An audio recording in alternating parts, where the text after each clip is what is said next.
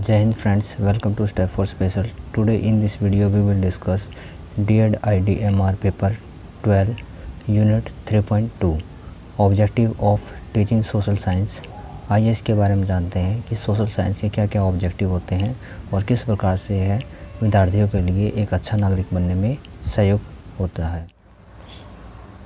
आइए अब जानते हैं unit 3.2 objective of teaching social science. जो सोशल साइंस है किस प्रकार से बच्चों को पढ़ाना ज़रूरी है और उसके क्या क्या ऑब्जेक्टिव होते हैं, क्या उद्देश्य होता है जो सोशल साइंस बच्चों को पढ़ाई जाती है। ये इन सब बातों के बारे में यहाँ पर जानेंगे।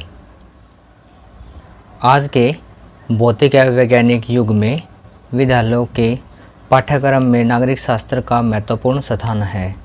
इस विषय का महत्व इसलिए भी बढ़ जाता है कि इसके अध्ययन से छात्र छात्राएँ सचेत एवं जागरूक नागरिक बनते हैं। अब यहाँ पर बताया है कि जो नागरिक शास्त्र है वह किस प्रकार से बच्चों के लिए इम्पोर्टेंट है, महत्वपूर्ण होता है। नागरिक शास्त्र के द्वारा बच्चे अनेक प्रकार के जो रेशो होते हैं, उसको ग्राफ है, उस जो सोशल डेवलपमेंट होता है, उन सब बातों के बारे में बच्चे अध्ययन करते हैं और जिसकी वजह से वो सचेत और जागरूक बनते हैं। नागरिक शास्त्र के माध्यम से बच्चे को अनेकों प्रकार की जो एक्टिविटी होती हैं, जो डेवलपमेंटल वर्क्स होते हैं, टास्क होते हैं, उन सब के बारे में बच्चों को पता लगता है कि किस प्रकार से समाज में जो डेवलपमेंट है वह हो रहे हैं और उनका विकास होना चाहिए। ये सब जानकारी बच्चे को इसके द्वारा मिल पाती है। आइए इसमें आगे जानते हैं। जिसकी आवश्यकता प्रत्येक राष्ट्र की होती है। इस विषय के अध्ययन से विद्यार्थियों में सदाचार, मनुष्यता तथा देशभक्ति के भाव जागृत होते हैं।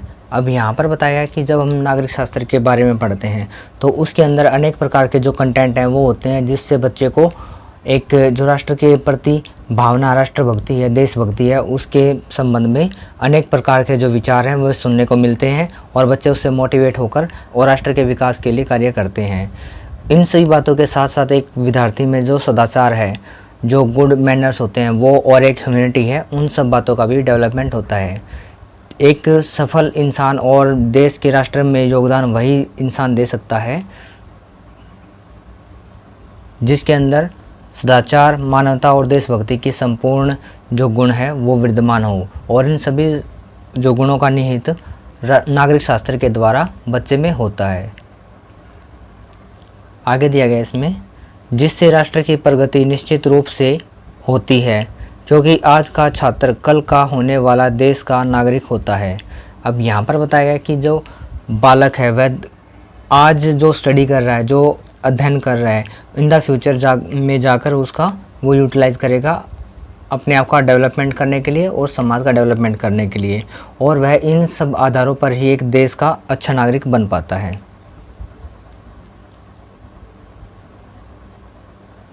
जो राष्ट्र के भविष्य के निर्माण में संपूर्ण योगदान देने में समर्थ होता है, और एक अच्छा नागरिक जो हर तरीके से कैपेबल हो, समझदार हो, उसको हर एक जो फैक्टर है उसके बारे में नॉलेज होनी चाहिए। इन सब बातों के आधार पर ही वह भविष्य का निर्माण कर सकता है और राष्ट्र के डेवलपमेंट में अपना कंट्रीब्यूशन दे सकता है, योगदान दे सकता है। आइए इसके यहाँ पर कुछ पॉइंट्स दिए गए हैं, उनके बारे में जानते हैं कि जो सोशल साइंस है उसके क्या क्या ऑब्जेक्टिव है, उनको पॉइंट्स में डिवाइड किया गया है यहाँ पर। आइए जानते हैं।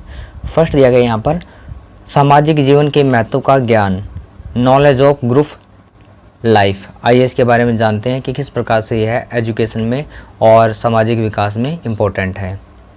सामाजिक अध्ययन एक समाज शास्त्र है जिसका संबंध सामाजिक व्यवहार, सामाजिक जीवन तथा सामाजिक उन्नति से है।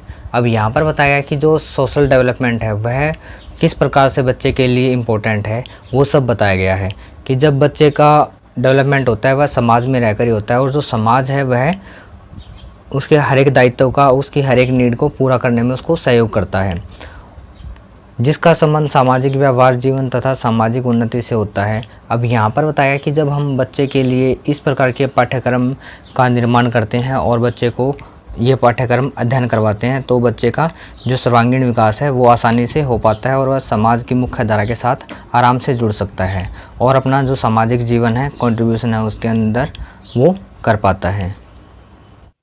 अब जानते हैं इसका सेकंड पॉइंट, जनसाधारण के लिए उपयोगिता, यूजफुल फॉर मास। आइए इसके बारे में जानते हैं।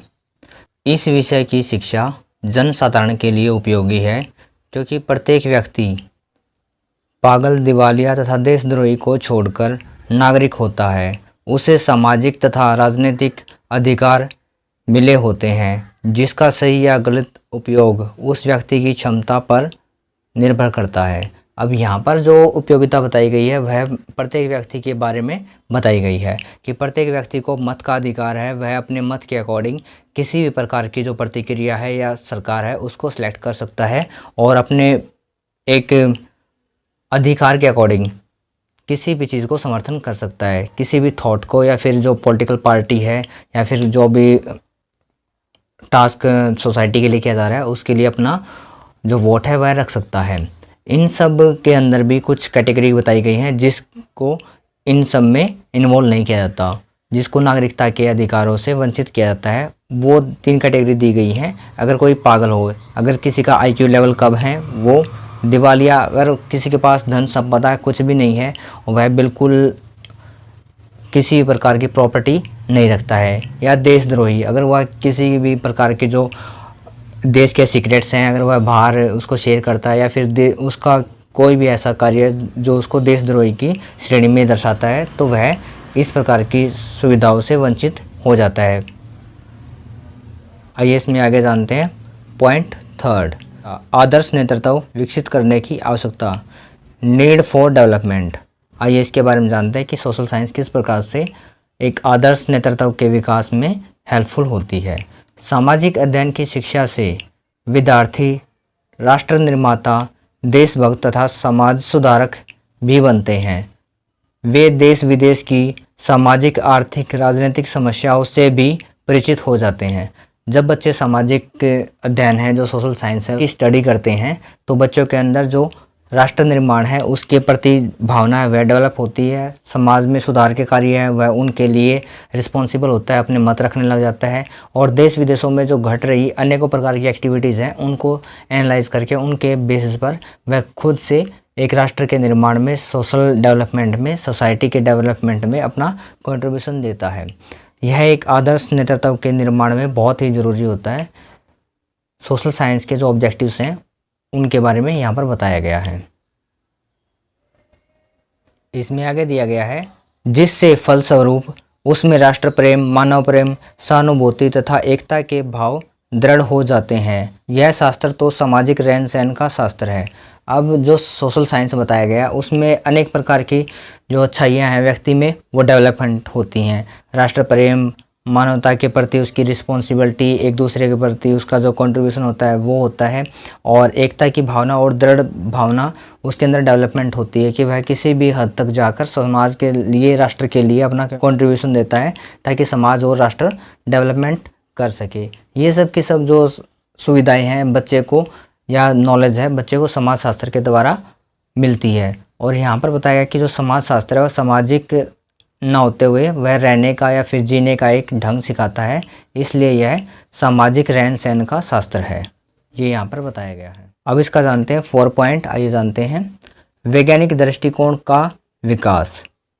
जो वैज्ञानिक दृष्टिकोण है उसका विकास करने में सोशल साइंस किस प्रकार से हेल्पफुल होती है, आइए इसके बारे में जानते हैं। इस विषय में विद्यार्थियों को नागरिक की समाज संबंधी क्रियाओं का क्रमबद्ध रूप से अध्ययन करने का अवसर मिलता है। विद्यार्थी नागरिक की समस्या पर विचार करता है, उन समस्याओं का हल सोचता है और फिर उनको कार्य रूप में बदलने की कोशिश करता है।